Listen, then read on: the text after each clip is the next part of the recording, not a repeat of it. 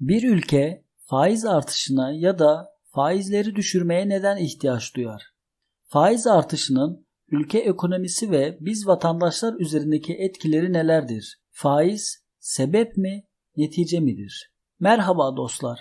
Bugün Türkiye'de sıkça duyduğumuz faiz artışı konusunu derinlemesine ele alacağız. Eğer bu terim biraz karmaşık geliyorsa endişelenmeyin. Bu videoda tam da size göre. Haydi başlayalım.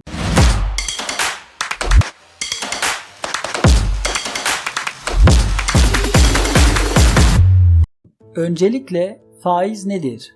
Faiz, borç verilen para karşılığında alınan ekstra paradır. Yani bir tür ek ödemedir. Faiz oranları merkez bankalarının ekonomiyi yönlendirmek ve dengede tutmak için kullandığı bir araçtır. Yani Merkez Bankası'nın piyasadaki nakit ihtiyacına göre diğer bankalara borç vermesi ya da borç alması için belirlediği faiz oranıdır. Dikkat etmenizi isterim. Şahıslar ile değil, diğer bankalar ile. Diğer bankalar da aldığı faiz oranı üzerinden kendi çıkarlarını gözeterek bir faiz oranını belirler. Bu oran üzerinden bizlere ve şirketlere kredi verir. Temelde Merkez Bankası'nın ülkede 3 ana görevi vardır. 1. Fiyatları sabit tutmak, yani enflasyonu dengelemek. 2. Ülkede işsizlik arttığında iş imkanları sağlamak. 3. Paranın diğer para birimleri karşısında değerini korumak, dövizi dengelemek. Şimdi detaylıca inceleyelim. Bir ülkede enflasyonun sürekli artması ve buna bağlı para biriminin değer kaybetmesi üzerine Merkez Bankası faizleri arttırarak kredi, borçlanma ve tüketimleri azaltır.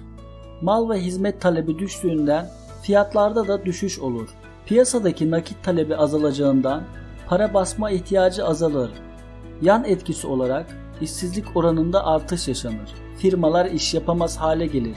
İnsanlar tüketimi azalır ve kıt kanaat geçinmeye çalışır. Şimdi de tam tersini düşünelim. Diyelim ki ülkede ekonomi hızla büyümekte, işsizlik düşüyor ve enflasyon kontrol altında ilerliyor. Bu durumda Merkez Bankası faiz oranlarını düşürebilir. Neden mi? Çünkü daha düşük faiz oranları borç almayı teşvik eder. Harcamaları arttırır ve yatırımları destekler.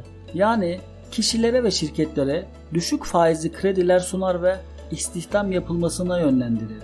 Bu sayede piyasadaki tüketimi canlandırır, yani piyasaya fazla para sürer.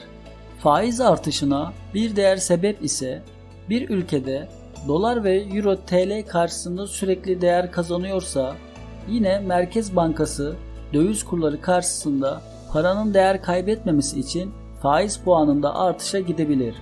Buna bağlı yatırımcılar yüksek faizli bankalara borç vermek için ülkeye döviz sokarlar. Sonucunda piyasada TL para talebi azalır ve ülkeye dışarıdan döviz girmesi sağlanır. Peki Türkiye'de faiz artışının borsa, döviz kurları ve altın üzerindeki etkisi nedir? Döviz kurları üzerindeki etkisi, faiz oranlarının arttırılması genellikle bir ülkenin para biriminin değerini yükseltmeye yönelik bir etki yaratır. Yüksek faiz oranları yabancı yatırımcıların ülkeye daha yüksek getiri elde etmek için gelme olasılığını arttırır. Bu da talep artışına ve dolayısıyla yerel para biriminin değer kazanmasına neden olur. Altın fiyatları üzerindeki etkisi, altın genellikle güvenli liman olarak kabul edilir ve yatırımcılar arasında talep görebilir. Faiz oranlarının arttırılması, alternatif yatırım araçlarının getirilerinin artmasına neden olabilir. Bu da altın talebini azaltabilir. Ancak altın fiyatları, döviz kurları, jeopolitik gelişmeler ve ekonomik belirsizlik gibi birçok faktörden etkilendiği için tek başına faiz artışına bağlamak doğru bir yaklaşım olmaz. Borsa üzerindeki etkisi, yüksek faiz oranları borçlanma maliyetini arttırarak işletmelerin karlılığı ve büyüme beklentilerini olumsuz etkileyebilir. Bu da borsada bazı hisseleri değer kaybetmesine neden olur. Toparlamak gerekir ise faiz oranlarındaki artışın ne gibi etkileri vardır? 1. Ülkedeki yatırımların düşmesine sebep olur. 2. Kişiler ve firmalar tüketimde ve harcamada tasarrufa gider. Bu yüzden talep azalır, hizmet ve ürünlerin fiyatı düşer. 3. Kredilerde azalma olur. 4. enflasyon artışını azaltır. 5. Piyasadaki nakit miktarının azalmasına sebep olur ve ülkeye döviz girer. Buna bağlı para biriminizin döviz kurları karşısında değer kazandırır. Peki faiz oranlarındaki düşüşün ne gibi etkileri vardır? 1. Ülkedeki kredi ve yatırımların artmasına sebep olur. 2. Tüketici harcamalarında artış görülür. 3. Konut sektöründe canlanma ve düşük faizli imkanlar sağlar. 4. İşsizlik azalır, istihdam sağlanır. Görüldüğü üzere ülkedeki kontrolsüz para basımından kaynaklı faiz artışı ve düşüş işlemleri biz vatandaşlara ve kuruluşlara yansımaktadır.